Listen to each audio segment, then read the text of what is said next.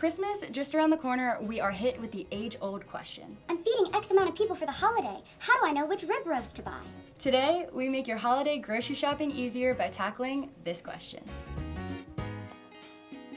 What's shakin' bacon? The goal today is to instill you with the confidence to walk into your grocery meat department with your head held high, knowing exactly how to pick out the perfect rib roast for your holiday dinner. Is my grocery store trauma showing? What is a rib roast? You might also know it as a standing rib roast or a prime rib, which is not entirely correct, but I'll go into that in a second. But if you call this roast something different, I want to know, so please let us know in the comments. A rib roast is the roast version of ribeye steaks. It can be bone-in or boneless, and they are super popular around Christmas time and go on their best sale of the entire year around this time. What makes a rib roast standing?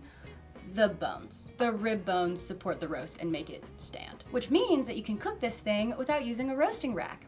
Very convenient, I will say. Why is the term prime rib not entirely correct? Because prime denotes the grade of the meat and not the cut. Most often, the roast that you will buy will be choice grade, which is a step down from prime. The most notable differences between prime and choice grade are marbling and price. Prime has more fat marbled throughout it and is more expensive.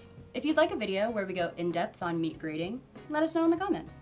And you know, I've already sent you to the comments section twice today, so you may as well subscribe to the channel and like the video while you're down there. I don't know how prime rib became synonymous with this roast, and to be honest, it bothers me, misinformation and all, but as long as you know, I can sleep a little bit better at night.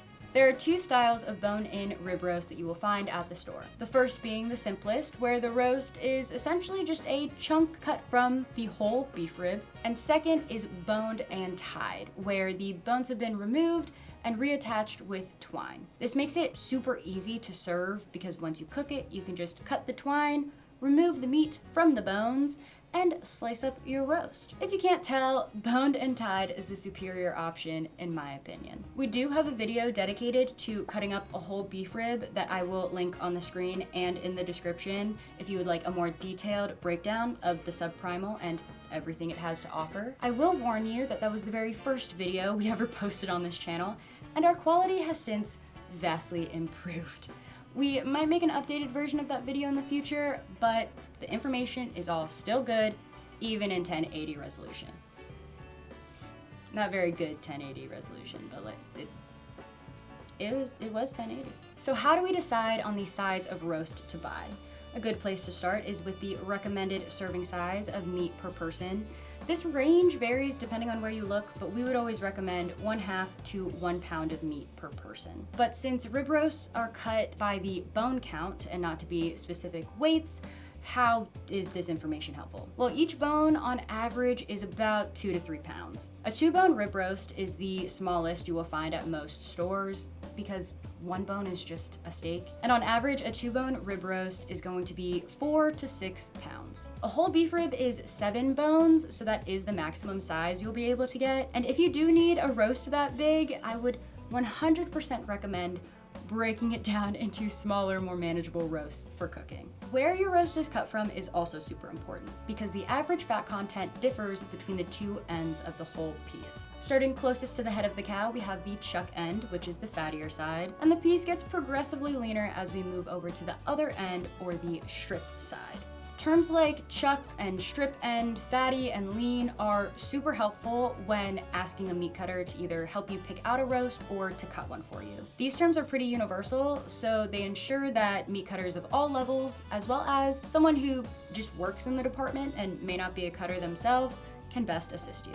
As you can tell from the shots of the whole beef rib, the piece is not even in shape and size all the way across. The chuck end tends to be smaller, rounder, and taller, while the strip end tends to be bigger, wider, and flatter. Aside from all cows and their ribs being unique, this variation is the reason behind the weight ranges in all the roast sizes. A 2-bone rib roast cut from the chuck end is most likely going to weigh less than a 2-bone roast cut from the strip end. I'm going to show you some examples of roasts cut from different parts of the rib, and this way you can get kind of an idea of what you're looking at when you go to the store. So here is a 3-bone that I just cut. A sign that a roast is probably cut from the middle of a beef rib is that it'll have 2 flat sides.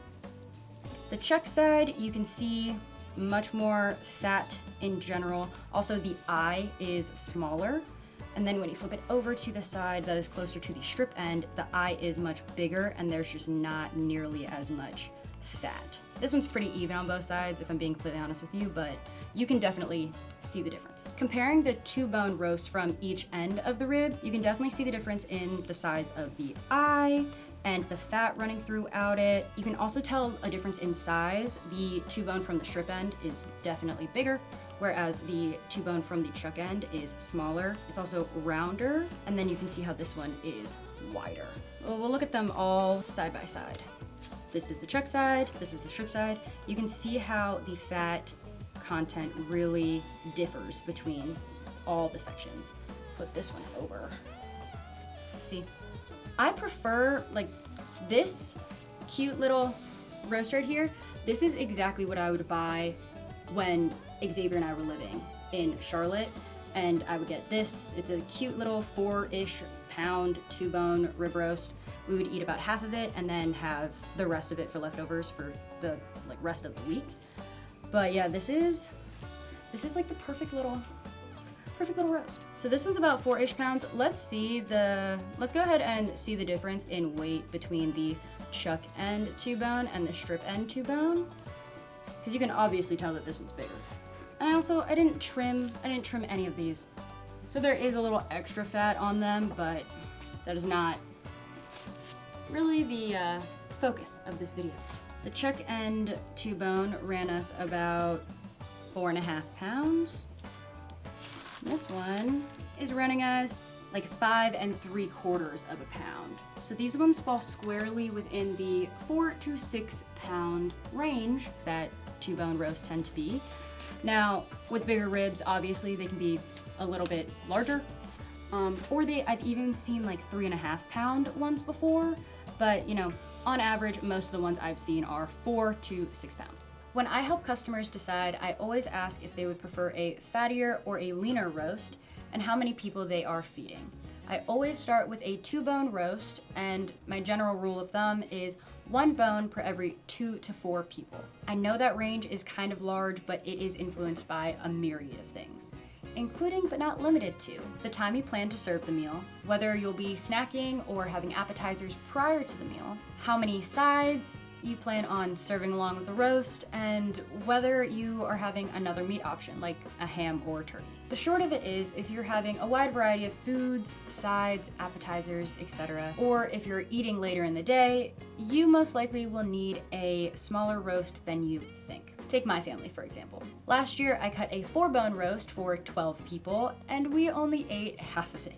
We had a bunch of sides and a ham. This was a situation where I rounded my approximations up, but I definitely could have gotten by with a 3-bone roast and still had leftovers. So say you come into the store wanting a leaner roast that will feed 10 people. Considering my 1 bone per every 2 to 4 people rule, that would be a 3 to 5 bone rib roast. Remember, the leaner end of the rib is larger, so based off that alone, I'm gonna dock a bone, so that leaves us with a 3 to 4 bone roast. My recommendation would be to buy a 3-bone roast cut from the strip end. But if you want to ensure more leftovers, then I would recommend a 4-bone roast instead. If you need a roast to feed 6 people and you prefer more marbling, a 2 to 3 bone roast would work. Considering the chuck end results in generally smaller roasts, I would probably recommend getting a 3-bone. If you need to feed 15 people, I would recommend a 4 or 5 bone roast. It's not an exact science, and there are a bunch of factors that go into making this decision, so the most important things to remember are 1 bone per every 2 to 4 people. Think about how much food will be served before and during the meal to see if that'll impact whether you round up or down on your approximate roast size. Roasts cut from the chuck end will be smaller than roasts cut from the strip end, even if they have the same amount of bones. The chuck end is fattier while the strip end is leaner, and consider adding an additional bone if you would like to ensure leftovers. bloopers. Thank you so much for watching today's video. I hope you enjoyed and learned something. We would like to wish you a happy holiday season from the bartender and the butcher. On your way out, please leave us a like, a comment, and subscribe for more bartending and butchery content. And until next time. What the did I just say? I am a little paranoid princess. And Flynn is barking, but you probably can't hear that. Should I go check? I should probably go check. I'll be right back. I gotta burp. The right... No. Excuse me. If you need a roast... You can do this. Oh, god damn it. And I am gonna turn this bitch around. It looked like this. What does it even say? I didn't even practice this before I tried it. I put my arms out too much. Oh, this is not in the middle of the table. Hopefully that doesn't bother too many people. It might. Does it bother me? I fixed it.